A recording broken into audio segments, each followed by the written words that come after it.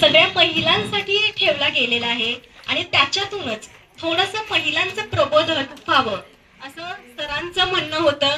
आणि खरं तर समाजात आता या विषयावर बोलण्याची गरज आहे आणि म्हणूनच आपण सगळ्या मैत्रिणी या ठिकाणी जमलेलो आहोत. तर सगळ्यात आधी स्वतःसाठी एकदा जोरदार टाळ्या होऊन जाऊ देत बरं. खूप छान, खूप छान. कसं आहे ना, आपणच आपल्यासाठी काहीतरी करावं लागतं. दुसऱ्याकडून अपेक्षा करण्यापेक्षा आधी स्वतः आपल्यासाठी काहीतरी करण्याची आपली तयारी असली पाहिजे. आणि सगळ्यात प्रथम मी चव्हाण सरांचं मनापासून आभार व्यक्त करते की सरांनी मला संधी दिली माझ्या या मैत्रिणींसमोर 4 शब्द बोलण्याची किंवा तुमचं प्रबोधनात्मक काहीतरी माझ्याकडून तुमच्यापर्यंत पोहोचवण्याची. तर सगळ्या जणी खूप छान दिसतंय, नटून थटून आलेल्या आहात, सुंदर दिसतंय. साध्या आलेत त्या पण छान दिसतात आहे बरं का. कसं असतं, आपण साडी छान नेसतो, गळ्यात दागिने छान घालतो, मस्त नट्टापट्टा करतो आणि आपण सुंदर दिसतो, हो की नाही? हा स्त्रीचा शृंगार झाला. आता मला तुमच्यापैकी कोणी सांगू शकेल का स्त्री खरोखर सुंदर कशाने दिसते किंवा स्त्रीचं खरं सौंदर्य काय असतं? ज्याला येत असेल त्यांनी सांगायचं. बिनधास्त, मी तुमच्या समोर आहे की नाही, तुमच्यासाठी आहे. तिचं मन सुंदर असतं ना मॅडम, तिचा विचार चांगला असतो ना, तिचं सगळं शृंगार सुंदर असतो. शाबाश. नाव काय तुमचं? वृषाली सुरवसे. अच्छा, वृषाली ताईंसाठी एकदा जोरदार टाळ्या होऊन देत बरं. आणखी कोणाचं काही मत आहे का याच्यावरती? स्त्री कशाने जास्त सुंदर दिसते? पूर्ण सांगा की. अच्छा, ठीक आहे. तर आपण त्याच्याकडेच वळणार आहोत. कसं असतं, एक स्त्री म्हटलं की आयुष्याला तिच्या संघर्ष आलेलाच असतो. जन्माला येतानाच स्त्री संघर्ष घेऊन येते. आज आपण ज्या प्रतिमेचं पूजन केलं, आपल्या सावित्रीमाई यांच्यापासूनच आपण सुरुवात करूया. त्यांच्या आयुष्यातला संघर्ष आपल्या सगळ्याला माहिती आहे की नाही? आहे ना माहिती प्रत्येकीला? शेणाचे गोळे त्यांच्या अंगावर फेकले गेले, दगडधोंडे टाकले गेले, चिखलफेक झाली, पण सावित्रीबाई मागे हटल्या का? नाही हटल्या. आणि त्या जर त्या वेळेला हार मानून बसल्या असत्या तर आज आपण या शाळेत बसलेलो नसतो, होय की नाही?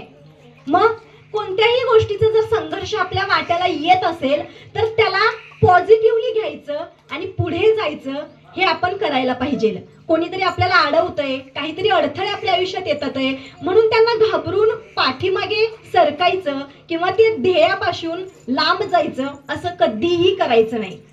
सावित्रीमाई ह्या अत्यंत उत्तम उदाहरण आहेत आपल्या सगळ्या स्त्रियांसाठी की स्त्रीने उंबऱ्याच्या बाहेर पडलं पाहिजे, घडलं पाहिजे आणि लढलं पाहिजे. टाळ्या वाजवताय का? हे बघा, माझ्यासाठी वाजवा म्हणणार नाही आम्ही. आपण जिवंत आहे याचं लक्षण आहे हे टाळी वाजवणं म्हणजे. तर मला कळलं पाहिजे माझ्या समोर सगळे सजीवंत बसलेले आहेत, तर मध्ये मध्ये छान वाटलं तर थोड्या टाळ्या वाजवत चला. प्रोत्साहन असतं हे. समोर आपल्यासाठी कोणीतरी 4 चांगल्या गोष्टी सांगतंय आणि हे प्रत्येकीसाठी आहे, असं कोणाला एकीला नाही सांगत आहे मी. तर आयुष्याचा हा संघर्ष, इथून पुढे आपल्याला या संघर्षातून वाट काढत निघायचं असतं. आणि कोणत्याही स्त्रीचं आयुष्य कधी सरळ आणि सोपं नसतं. असतं काय हो? इथे प्रत्येक जण बसलेली एकमेकीकडे बघणार, अय्या तिची साडी किती सुंदर आहे ना, माझी जरा हलकीच आहे, बरं असू दे. तिच्या गळ्यात किती मोठं घंटण आहे, माझ्या नवऱ्याने काही केलंच नाही या वेळेला. सोनं कसं झालंय 1,42,000. आता घालायची आपली परिस्थिती आणि ऐपत दोन्ही नाही म्हणलं तरी चालेल. तुमची काय आणि माझी काय, परिस्थिती वेगळी नाहीये. तर माझं म्हणणं असं येतं, आपण हा वरचा जो साज शृंगार करतोय हा केलाच पाहिजे. प्रत्येक स्त्रीचा हक्क आहे तो. हे नटणं, हे थटणं, केस विंचरणं, वेणी घालणं, गजरा लावणं हा आपल्या शृंगाराचा भाग आहे. आणि हा शृंगार जितक्या छान पद्धतीने करता येईल तितका करावा, असं माझं स्पष्ट मत आहे. पण कुठेतरी आतून स्त्री ज्या गोष्टीमुळे खुलते, फुलते आणि उमलून येते, ती गोष्ट असते तिच्या वैचारिक क्षमतेची, तिच्या बौद्धिक क्षमतेची. आणि म्हणूनच स्त्री घडणं म्हणजे नक्की काय असतंय हो? तिला आणि किंवा स्त्रीला स्वातंत्र्य मिळालं म्हणजे नक्की काय असतं ते स्वातंत्र्य. तिला स्वयंपाकघरामध्ये स्वयंपाक काय करायचा किंवा काय भाजी बनवायची याचं स्वातंत्र्य मिळालं म्हणजे स्त्री स्वतंत्र झाली का? नाही.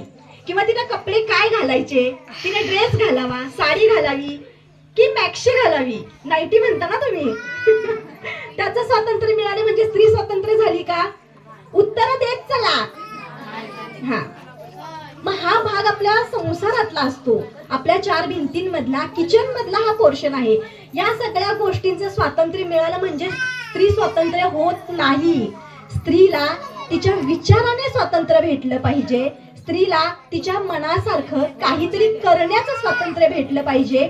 तिला जे करिअर करायचं आहे त्यामध्ये प्रोत्साहन देणं म्हणजे खरं स्वातंत्र्य असतं ते स्त्रीसाठी. आणि प्रत्येक जण आज या ठिकाणी बसलेली आहे, प्रत्येकीच्या मनात काही ना काही करण्याची एक ऊर्जा म्हणा किंवा एक स्वप्न उरी तुम्ही बाळगला असेल की नाही पहिल्यापासून, की मला शिकायचंय, मला टीचर व्हायचंय किंवा मला डॉक्टर बनायचं होतं. अरे रे पण मी रानात आले ना खुरपायला. होतं की नाही? असं होतं ना. पण असो, हेही नसे थोडके, जे आपल्या वाट्याला आलेलं आहे ना त्याला आनंदाने स्वीकारायचं आणि पुढे जायचं.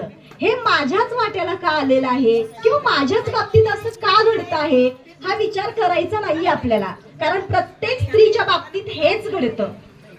आपण विचार केलेला असतो एक, आपल्यासोबत होतं दुसरंच आणि चाललेलं असतं तिसरंच आपल्या आयुष्यात, हो की नाही? तर हा विचार आपल्याला कुठेतरी मागे ठेवायचा आहे आणि एक पॉझिटिव्हिटीकडे आपल्याला वळायचं आहे. पटतंय ना हे तुम्हाला? तर मला खूप छान माता भगिनी भेटलेत हा, अशा जोरदार टाळ्या वाजवतात. खरंच छान वाटलं, तुम्ही बहुसंख्येने आलेले आहात. कसं आहे, निवेदकासाठी किंवा व्याख्यातासाठी दोन महिला जरी समोर असल्या तरी अख्खा हॉल भरल्यासारखी फिलिंग असते आमची. तर तुमच्यासाठी मला खरोखर मन भरून आलं की माझ्या समोर एवढ्या छान महिला येऊन बसलेल्या आहेत आणि यांच्यासाठी मला दोन शब्द चांगलं काहीतरी सांगता येईल. आणि सुरू ठेवूया आपला हा पुढचा प्रवास. तर प्रत्येकीला वाटत असतं की माझ्या आयुष्यात चांगलं काहीतरी घडावं किंवा माझ्या वाट्याला हा संघर्ष का? तर हा संघर्ष प्रत्येक स्त्रीच्या वाट्याला असतोय ना. हा, मग त्या संघर्षातून आपल्याला वाट काढायची असते, पुढे जायचं असतं आणि घडायचं असतं. आणि आपल्या परिवाराला सोडून नाही बरं का. आपली एक फॅमिली आहे, आपली हिंदू संस्कृती आहे की नाही, जॉईंट फॅमिली, एकत्र कुटुंब पद्धती. आणि आता बघतो आपण बऱ्यापैकी पाहायला मिळतंय आपल्याला की प्रत्येकाला विभक्त राहायचं आहे. हम दो हमारे दो, हो की नाही? आता तर हम दो आणि हमारे एकच आहे. आता काही दिवसांनी हम दोच राहतात की काय याचं मला जरा भीती वाटायला लागलेली आहे. तर कसं आहे, आपल्या घरात आपली माणसं असायला पाहिजेत, ही गोष्ट सगळ्या मैत्रिणींनी लक्षात ठेवायची आहे बरं का. कसं असतं, आपण यशाच्या कोणत्याही शिखरावरती पोहोचलो तरी सुद्धा यशाच्या शिखरावरून जेव्हा आपण वळून मागे बघणार आहोत ना तेव्हा आपल्या सोबत आपली माणसं आपल्याला लागणार आहेत. कौतुकाची थाप पाठीवरती देण्यासाठी आपली माणसं आपल्याला लागणार आहेत. जगाचं कसं असतं माहितीये का, तुम्ही चांगलं केलं वाहवाही करणार तुमची, तुम्ही नाही काही करू शकला, अरे रे त्याला काय अक्कल नाही, त्याला काही येत नाही, तिला काही जमत नाही हे म्हणलं जातं, म्हणतात ना. पण जेव्हा तुम्ही त्या सगळ्यांना फाटा देऊन कुठेतरी पोहोचता त्यावेळेला हीच लोक तुमच्या मागे मुंगीसारखी, साखरेला मुंग्या लागतात की नाही, तेव्हा आपण साखर असतो बरं का, आणि या मुंग्या आपल्या भोवती फिरत असतात. मग त्यामुळे कोणतीही गोष्ट करताना घाबरायचं अजिबात नाही, हे लक्षात ठेवा. लीडरपणाने आपल्याला जे करायचंय ते ठामपणाने करायचं आणि आपल्या घरातल्या लोकांसमोर ते मांडायचं, हे जमलं पाहिजे आपल्याला. ती गोष्ट ऐकली का कोणी कावळ्याची? मी सांगते तुम्हाला आता. ओके, एक कावळा असतो आणि त्याच्या घरट्यात त्याने अंडी उबवण्यासाठी ठेवलेली असतात आणि तो असाच अंडी ठेवतो आणि कुठेतरी चानाचुना खाण्यासाठी बाहेर जातो. आणि तेवढ्यात त्याच्या घरट्यात काही माहिती नाही, अनावधानाने एक वेगळं अंड येऊन पडलेलं असतं किंवा कोणीतरी एखाद्या पक्षाने नेताना त्याच्या हातून ते सुटलेलं असतं आणि ते अंड त्या घरट्यामध्ये पडलेलं असतं.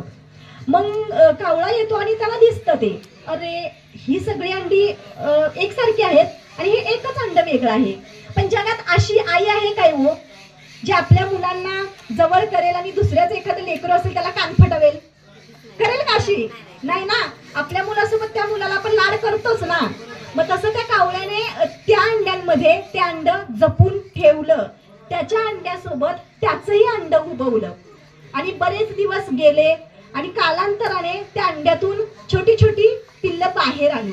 मग त्याच्यामधली सगळी अंडी होती ती कावळ्याची होती आणि त्याच्यातलं जे एकच अंड जे वेगळं होतं ते गरुड पक्षाचं अंड होतं. मग आता ते गरुड पक्षाचं पिल्लू बाकीच्या पिल्लांपेक्षा छोटं म्हणजे वेगळंच दिसणार ना. पण त्याने भेदभाव नाही केला कारण त्याला हे माहीतच नाही, अरे चला आपलीच मुलं आहे ती, कारण अंड्याच्या रूपाने ती त्याच्यामध्ये सापडली होती. आणि मग असंच कावळ्याने त्यांचा सांभाळ केला. हळूहळू ती पिल्लं मोठी होत गेली आणि इतर कावळ्यांना ते पिल्लू बघू लागलं कारण बाकीची सगळी वेगळी दिसतात आहे आणि मीच एकटा वेगळा दिसतोय. तो पिक्चर बघितलाय ना, असा कसा मी वेगळा वेगळा तर तो वेगळा होता. त्यामुळे त्याला प्रश्न पडायचा, अरे हे सगळे वेगळे दिसतात आहे आणि मीच कसं काय वेगळा दिसतोय. पण आपण ज्या माहोलमध्ये राहतो, ज्या समाजात घडतो, आपले विचार सुद्धा तसेच होत राहतात ना. मग तो तिथे राहत होता, त्यांच्या विचारांचा प्रभाव त्याच्यावरती पडत होता. मग तो विचार करायचा कधी कधी, अरे एखादा मोठा गरुड आभाळात म्हणजे भिरकावतो तेव्हा तो विचार करायचा की मला एवढ्या उंचीवरती भरारी मारता येईल का, किंवा मी एवढ्या उंच आभाळात जाऊ शकेन का. असा विचार त्याच्या मनात राहून राहून यायचा. आपल्या मनात होतं ना, मला हे करायचंय, मी करेन का, मी करू का, तसं त्याचं चाललेलं त्यावेळेला. मग इतर जे कावळे होते, कावळ्यांचे जी पिल्लं होती ती मोठी होतात ना, मग ती पिल्लं त्याची भावंड असतात. ती पिल्लं त्याला काय सांगतात, अरे तू एवढ्या उंचीवर जाऊ नाही शकत, आपण वादळाशी झुंजू नाही शकत, आपण ढगावरती स्वार नाही होऊ शकत, आपण फक्त खालच्या खाली उडायचं, 4 किडे 2 मुंग्या शोधायच्या, खायच्या आणि गपचूप राहायचं, तू त्यांची बरोबरी करायला जाऊ नको. आणि तेच विचार वारंवार त्याच्या डोक्यावरती, त्याच्या मनावरती बिंबवले जात होते. आणि मध्ये आधी त्याला ते पक्षी दिसला की सारखं वाटायचं, अरे मी एवढ्या उंचीवर जाऊ शकतोय का, मी पण एवढ्या उंचीवर जाऊन उडू का, सारखं त्याला वाटायचं. पण पुन्हा यायचे ते कावळे, पुन्हा सांगायचे, नाही तू आमच्यातला आहेस, आमच्या सारखा आहेस, आमच्या सारखाच जगला पाहिजेस, त्यांची बरोबरी आपण करू शकत नाही. असं बरेच वर्ष झालं. कावळ्यांचं आयुष्य किती असते हो? 15 ते 20 वर्ष. गरुडाचं आयुष्य किती असतं माहितीये का कोणाला? नाही, 50, 60, 65 वर्ष गरुडाचं आयुष्य असतं.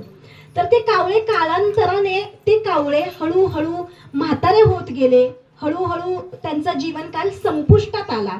त्याच्यासोबतचे जे कावळे होते ते मरून गेले.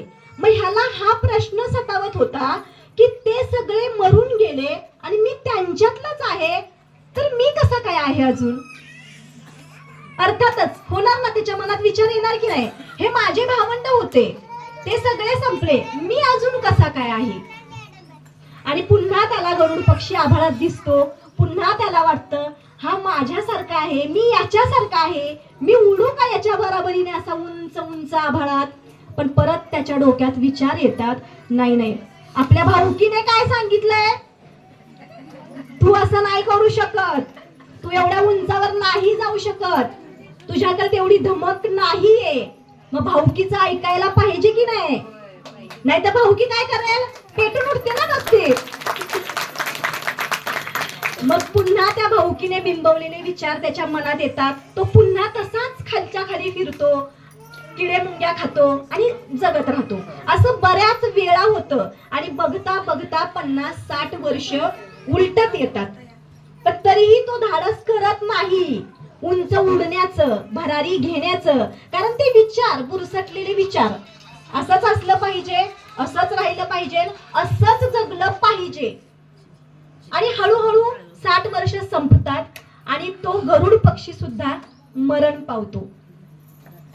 मग आता तुम्ही मला सांगा, जर त्याने त्याच्या मनाचं ऐकलं असतं, उंच उडला असता, भरारी घेतली असती, तर पुन्हा त्याने त्याचे ते पंख उपटून टाकून चोच पुन्हा त्याची ती व्यवस्थित नवीन होत असते. माहितीये ना गरुड पक्षाचं कसं असतं ते, त्याने जर व्यवस्थित राहिला तर पुन्हा त्याचा जन्म, पुनर्जन्म असतो त्याचा तिथून पुढे.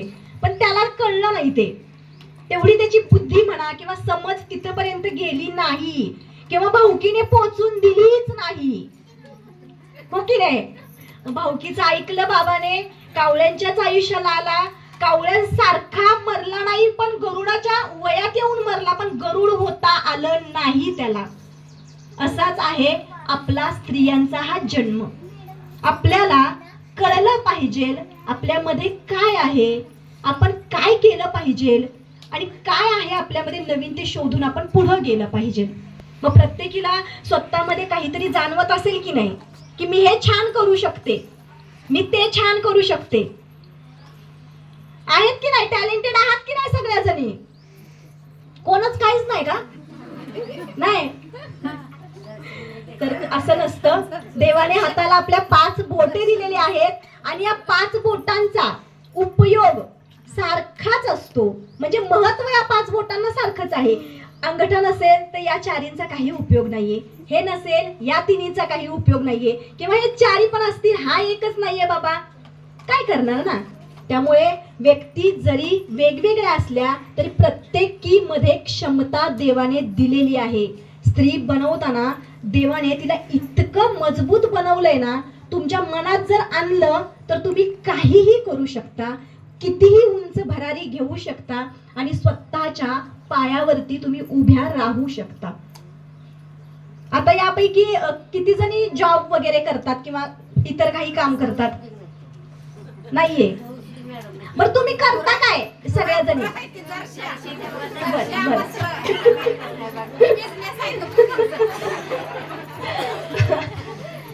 बर. म्हणजे म्हणजे कसं आहे, तुम्हाला मी एक जरी प्रश्न विचारला तुम्ही काय करता, तर तुम्ही मला उत्तर काय दिलं? काय नाही करत आम्ही, असं म्हणाला की नाही? बऱ्याच जणी म्हणाला ना, काय नाही करत आम्ही. जॉब करत नाही. जॉब किती तासांचा असतोय? तुम्ही किती तास काम करताय? किती तास करताय दिवसभर? जॉब किती तासाचा असतोय? पगार किती असतोय 8 तासाचा? 5,000 पासून सुरू होतो, 5 लाखापर्यंत जातो. हो की नाही? ज्याच्या त्या पोस्टनुसार असतं. मग आपण काही करत नाही हे का म्हणाला तुम्ही मला? कुणी सांगितलं तुम्हाला तुम्ही काय करत नाही म्हणून? संपूर्ण घर तुमच्या जीवावर चाललेलं आहे, हे लक्षात राहू द्या. आणि गृहिणी, मी घरातच असते, मी दारातच असते सांगायचं नाही. मी होम मेकर आहे म्हणून स्पष्ट सांगायचं. ही डिग्री आजपासून तुमच्या सगळ्या जणींची आहे. कोणती? जोरात सांगा, कोणती? मला ऐकायला नाही आलं. Home maker. जोरात बघा, बोला बघू.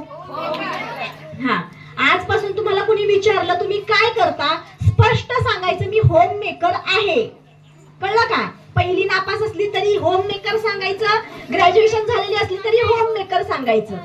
कारण आपलं घर असतं हे निर्जीव भिंतींनी बनलेलं असतं. घर म्हणजे असतंच काय हो, 4 भिंती, 1 छप्पर, खालती आपली धरती माय. मग त्या निर्जीव भिंतींमध्ये प्राण ओतण्याचं काम आपण करतोय. कमावून जरी पुरुषाने आणलं तरी त्या आणलेल्या कमवलेल्या धान्याला, भाज्यांना ताटामध्ये वाढण्यापर्यंतच काम आपल्याकडे. घरची लक्ष्मी आहे आपण. आणि ही लक्ष्मी कशी असली पाहिजे? सदैव हसत मुखाने असली पाहिजे. हो की नाही? तर रुसताय फुकताय सारखं, मला ह्याने हेच नाही घेतलं, मला बाबाने तेच नाही घेतलं, असं करताय का? करा करा, तो हक्क आहे आपला. नवऱ्यावर नाही रुसायचं तर मग कोणावर रुसायचं सांगा बरं. पण एक गोष्ट लक्षात ठेवा, मी इथे आलेली आहे तुम्हाला 4 चांगल्या गोष्टी सांगण्यासाठी. इथून जाताना प्रत्येकीने किमान एक तरी गोष्ट अंगीकारायची आणि एक तरी चांगली गोष्ट माझ्याकडून घेऊन जायची. याच्यासाठी मी तुमच्या समोर या ठिकाणी उभी राहिलेली आहे. तर कसं असतं, आपल्या मनामध्ये खूप साऱ्या शंका असतात, खूप कुशंका असतात. काही महिला असतात ज्यांच्या घरातून सपोर्ट मिळत नाही असं त्यांचं म्हणणं असतं की मला खूप काही करायचं होतं पण माझ्या नवऱ्याने मला काही करूनच दिलं नाही. हो की नाही? मला खूप काही शिकायचं होतं पण माझ्या सासूने मला काही करूनच दिलं नाही. माझा सासराच मध्ये आला, हो की नाही? यांना काही कळत नाही, यांना काही समजत नाही, त्यामुळे माझं सगळं असंच राहिलं. तर कसं असतं, प्रत्येक वेळेला कारण द्यायची नसतात. अडथळे येणार आहेत, अडचणी येणार आहेत, पण त्याच्यातून आपल्याला मार्ग काढायचे.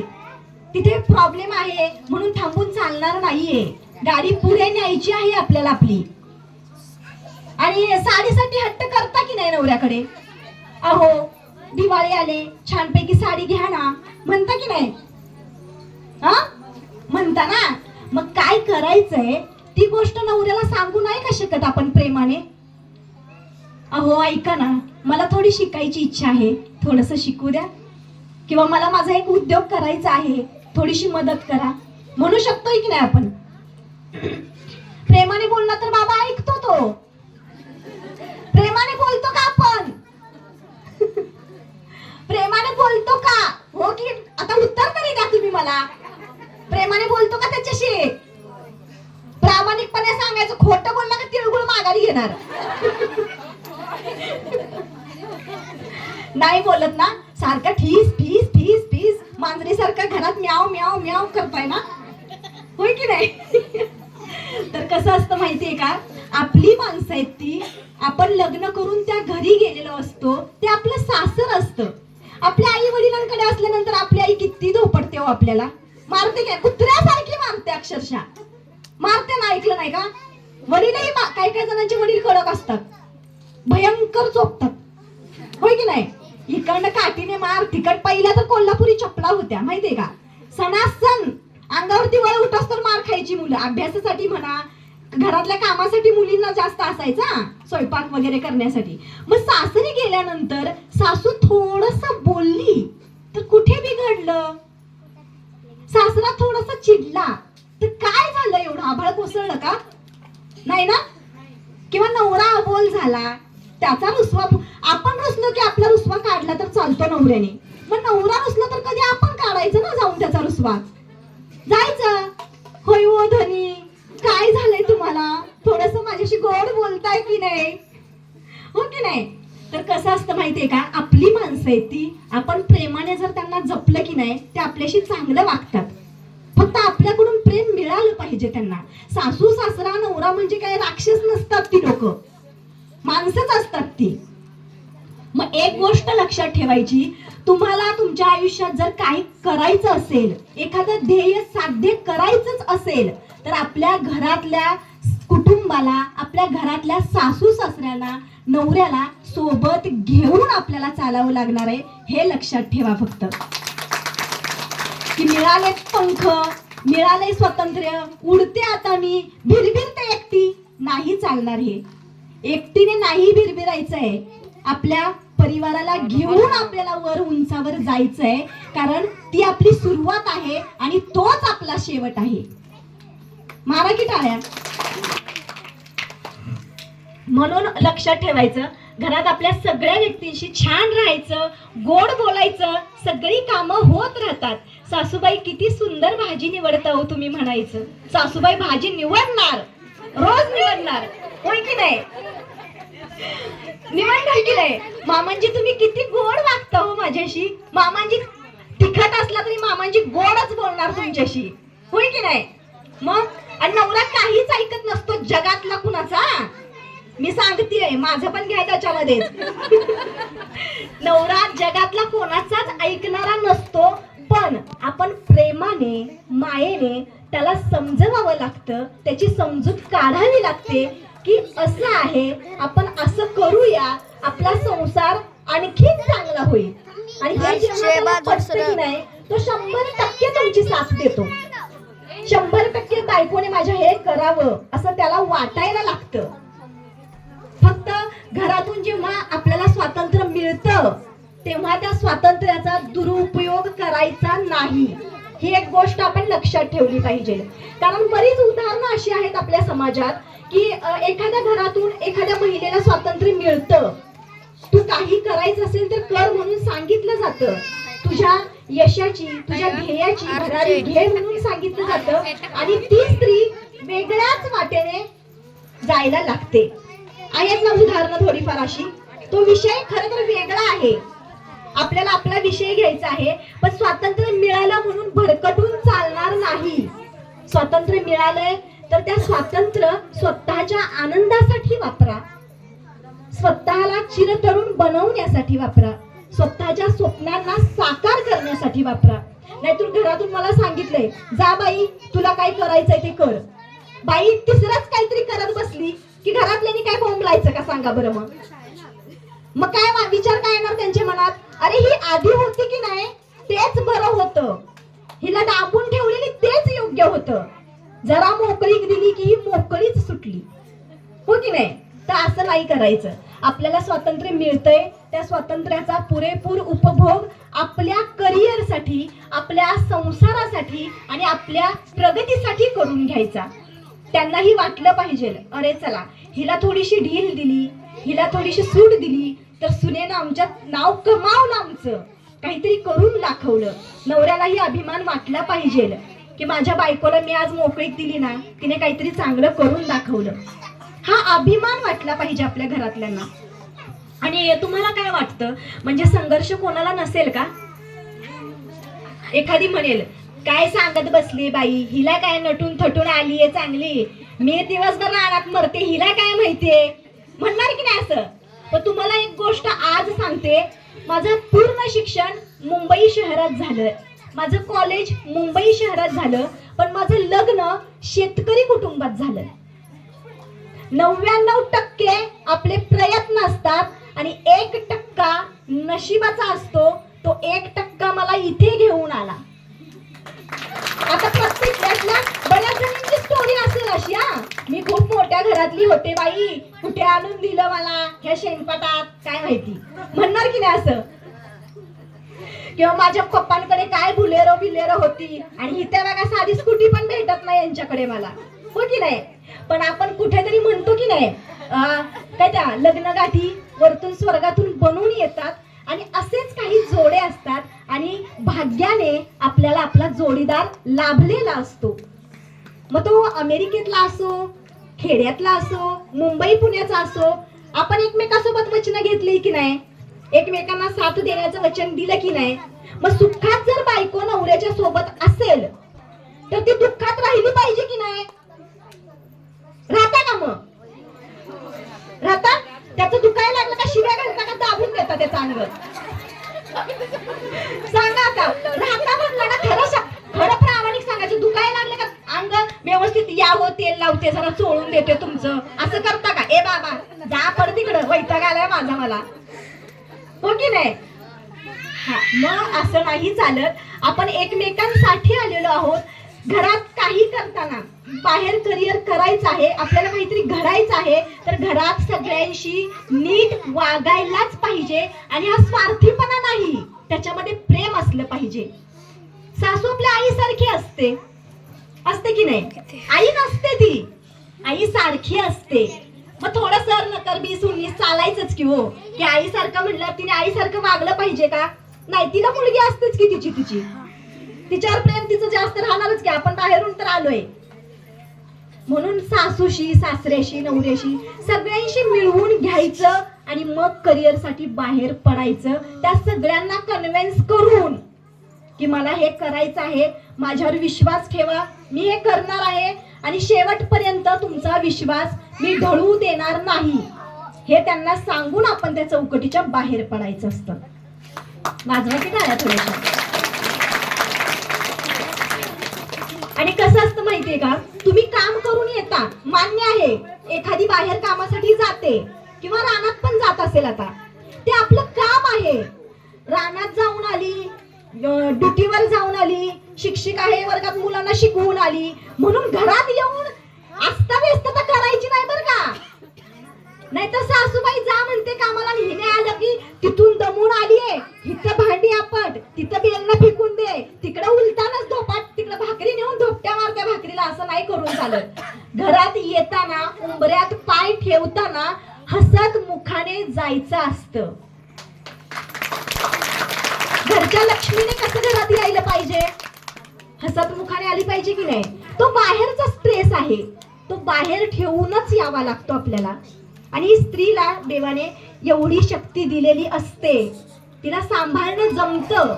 मग ती माणसं असो, परिस्थिती असो किंवा इतर कोणतीही गोष्ट असो, सांभाळायला शिकते स्त्री.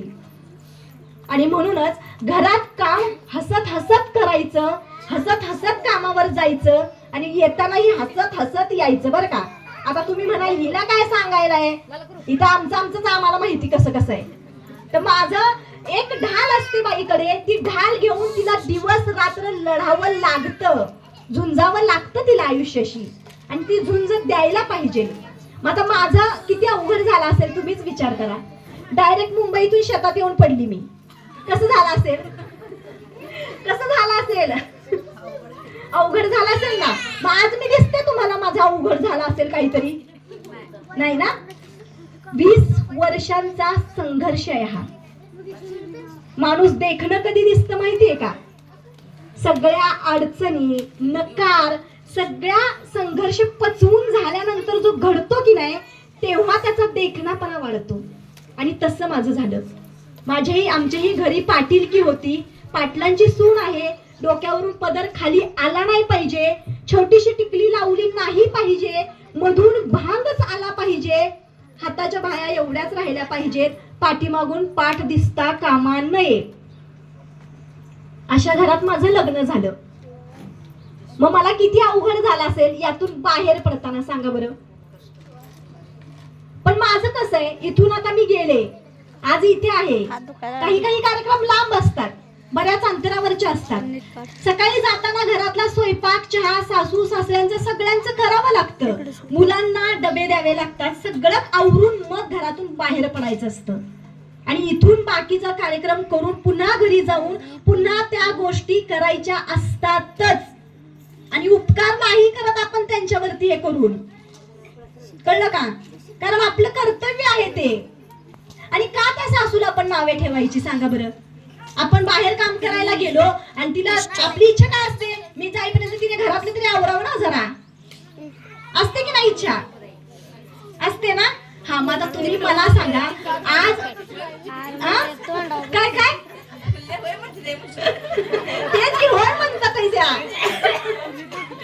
पण एक गोष्ट सांगते, आपल्याविषयी आपल्या नजरेत त्यांची म्हणजे किंमत कमी का होते, आपल्याला सतत वाटतं मी बाहेर करते ना, सासूने घरातलं तरी करावं. पण तुम्ही एक गोष्ट विसरता, ती सासू कधीतरी मुलगी असते, ती सासू कधीतरी कोणाची तरी सून असते, ती सासू कधीतरी कोणाची तरी बायको असते, आणि ती सासू आई असते. इतर सगळी नाती सांभाळल्यानंतर तिला सासू पण आलेला असते, होय की नाही.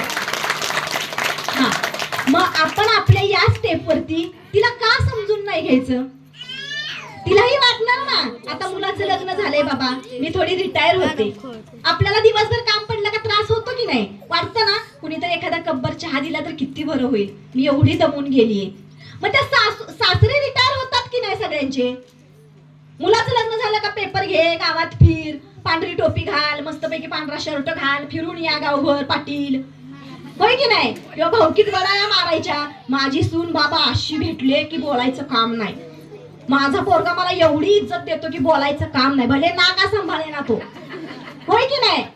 हा, मग सासरा जर रिटायर होतो तर सासूला का आपण थोडीशी मोकळीक देत नाही, सांगा बरं. द्यायला पाहिजे की नाही. आपण आज असं केलं तर उद्या आपली सून आपल्याला तसं करेल की नाही.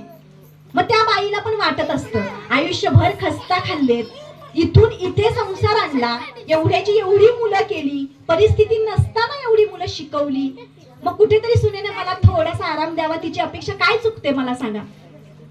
आपल्याला वाटतं ना आपली आई सुखात असावी, आनंदात असावी, तिच्या सुनेने तिला एवढा पण त्रास देऊ नये, वाटतं की नाही, खरं सांगा. मग तिच्या विषयी आपण विचार करू शकतो की नाही असा. मुलगी नाही आपण त्यांची, पण सून तरी आहे की नाही. सुनेला आपण कुठेतरी मन असतं, एक स्त्री म्हणून स्त्रीचा विचार आपण करू शकतो. आणि ज्या वेळेला सासूशी तुमचं चांगलं जमतं ना, त्यावेळेला सासू अख्ख्या परिवाराशी लढते सुनेसाठी. ए तुझं काय, तिला काय करायचं म्हणते ना, करू दे, जा तू, होय की नाही. सासू लढते. सासूला जर तुम्ही कन्व्हिन्स केलं की नाही, आत्या मला असं करायचंय, करू द्या ना प्लीज. झालं सासू पागळत आहे, बाई पागळत असते नेहमी. थोडस गोड बोललं की बाईचं सुरू होतं. मग सासूशी चांगलं राहायचं, घरात भांडणे व्हायला नाही पाहिजेत आपल्या, असा माहोल आपल्यावरती असतं. आपण बनवून कसा ठेवायचा. हा, आता काही गोष्टी असतात अवघड असतात, खूपच आगाऊ पण असते एखादी बिचारी, नाही असं नाही बरं का, होय की नाही. पण 100त एक असू शकतंय ना. पण आपल्याला आपली संस्कृती पुढे न्यायची आहे. ही एकत्र कुटुंब पद्धती आपल्याला टिकवायची आहे. मोडकळीला आणायचं नाही आपल्याला काही सुद्धा. किंवा कोणी म्हणायलाही नको, अरे हिला मोकळीक दिली ना, बघा काय केलं हिने, घरात होती तीच ठीक होती. तर असं नको व्हायला कुठेतरी.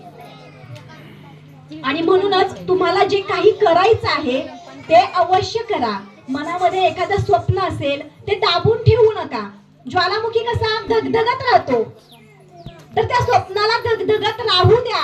आयुष्याचा काळ जातोय, 5 वर्ष जातील, 10 वर्ष जातील, कोणाकोणाची 15 वर्ष जातील, पण होणार आहे ते एक दिवस. काहीतरी घडणार आहे आणि चांगलं घडणार आहे. ही पॉझिटिव्हिटी घेऊन जगायचं, लढायचं आणि संघर्ष करायचा. मी सुरुवातीला लग्न झालं की 6व्या दिवशी मला सासऱ्याने आमच्या येळवत गोळा करायला नेला. येळवत माहिती असेल ना सगळ्यांना. आणि तो पदर घेऊन करायचा होता. सांगितलं होतं की पदर पाडायचा नाही, आपण पाटलाचे आहोत. येळवत काढायला चला माझ्यासोबत, काय विलास नाही. गेले ते, कुठे पदर घ्या, ते काढून पाठीत ठेवा, पदर घ्या, खुरपा अजून त्यातून मध्येच, होय की नाही. असं करत करत सगळं करतोय. आमची बहुतेक डाळिंबाच्या बागा त्यावेळेला होत्या, कारण नंतर तो तेल्या वगैरे आला, तो काढून टाकला मी. तर त्या बागा होत्या, मुलं लहान होती माझी दोन्हीही. त्या मुलांना मी झोपून घरामध्ये त्या बागेत बेडग्यानी ते साईडला हे करतो ना आपण, आळं करतो ते, आणि त्याच्यामध्ये परत मग खत वगैरे टाकतो, मुजवतो ना पाणी देण्याच्या आधी. तर हे सगळं करत असतोय. मग आज तुम्हाला मी उभी राहिलेली दिसते, तुम्हाला वाटतं मी रानात काम करते? खरं सांगायचं मनापासून नाही ना. हा, मग असं राहायचं. आपण काय करतो जगाला कळलंच नाही पाहिजे, होय की नाही. क्वालिटी वाज राहायचं, काम घरात असं करायचं, शेतातलं पण करायचं आणि टापटीप मध्ये राहायचं. पण घरातल्यांना आपोआप वाटतं, अरे सून काय जबराट भेटले यार आपल्याला, शेतात पण पळतय, बाहेर पण पैसा कमवतय, घरात पण गोड गोड राहतय. मग ते आणखीन आपल्याशी छान वागायला लागतात, होय की नाही. आणि या एनर्जीसाठी आधी आपलं आरोग्य चांगलं असलं पाहिजे की नाही, पाहिजे की नाही आरोग्य चांगलं. हा, मग आरोग्य कसं चांगलं राहणार, शिळा तुकडा खाऊन रात्रीचं सकाळी, सकाळचं संध्याकाळी आयुष्य असंच चाललंय ना. हा, मग का चाललंय, मोजमाप करता येतं की नाही आपल्याला, मोजून करायचं. आपणही ताजं खायचं, त्यांनाही ताजं घालायचं. आणि आरोग्याची गोष्ट निघालेली आहे तर एक गोष्ट लक्षात ठेवा, घरामध्ये बाईने नेहमी शांत असलं पाहिजे. घरातली लक्ष्मी स्थिर असली पाहिजे, तेव्हा आपल्या घरात प्रगती होते, उन्नती होते आणि चांगलं काहीतरी घडतं. जरा मनाच्या विरुद्ध झालं की 100 भांडी आदळली जातात, होय की नाही. जरा मनाच्या विरुद्ध झालं की शिव्या चालू होतात. जरा मनासारखं नाहीच झालं की कीच कीच कीच किर किर किर किर, सगळीकडे रात किडे आवाज आल्यासारखा घरभर गुंजत असतोय. तो आवाज आपल्या एकटीचाच गुंजतो की नाही. मग आणि याच्यातून नुकसान कोणाचं होतं तुम्हाला माहितीये का? किरकिरत नाही का? याच्यातून नुकसान कोणाचं आहे तुम्हाला खरं खरं सांगू का? ही जी किरकिर आपण करतोय, धस धस वस वस चालू असते ना दिवसभर, कामाचा लोड वेगळा,